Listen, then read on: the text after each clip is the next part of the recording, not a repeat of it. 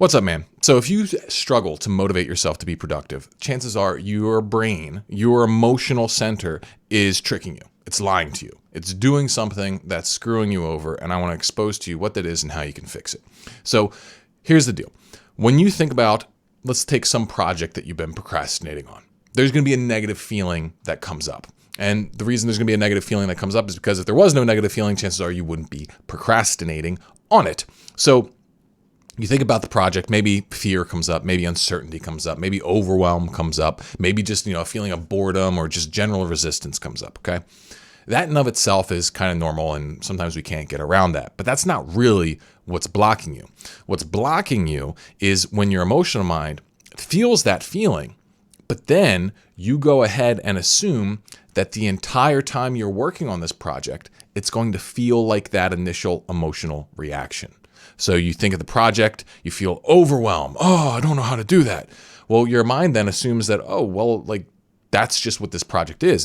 It's a dive into a pool of overwhelm. And as long as you are working on that project, you're just going to feel like you're drowning in it. However, that not only is that completely wrong in most cases, it traps you in this horrible pattern of only being able to do what you currently want to do. And so for the modern man, this pretty much means he can only get himself to jerk off, play video games, eat junk food, and occasionally get some work done if someone has a gun to his head.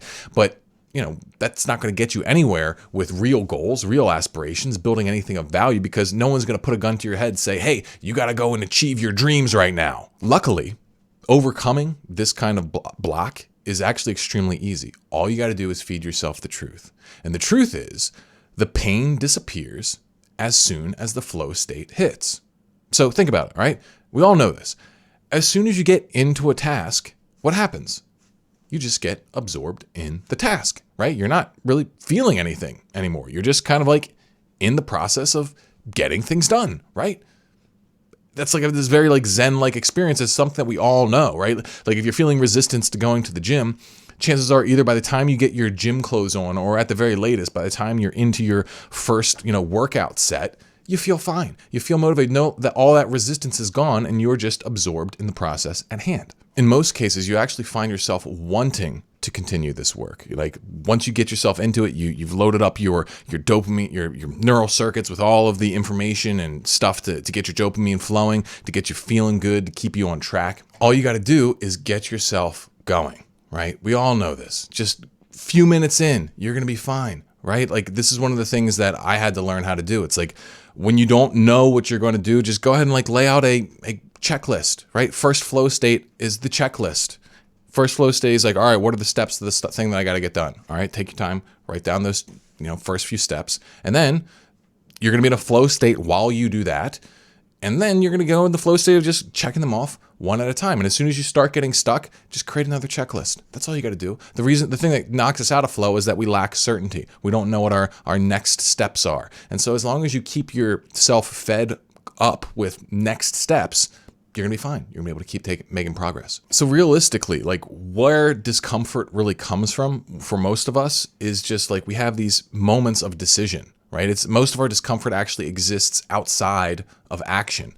It exists in the process of deciding what we want, right? Where we're not sure what we want. Do I want this or do I want that? And just this state of weighing our options, that's really where we get stuck. And so as long as you realize, I just needed to decide this thing, and then once I do, I've got a couple minutes max, 1 to 5 minutes until I get into a flow state, and then I'm good. And if you internalize this, if you keep feeding yourself this truth, well, guess what? It's going to be easy for you to take action. And so this simple thing can transform your life if you learn how to just go from flow state to flow state to flow state. And it's not that hard. It's just, if you're stuck, let's make a checklist. That's it.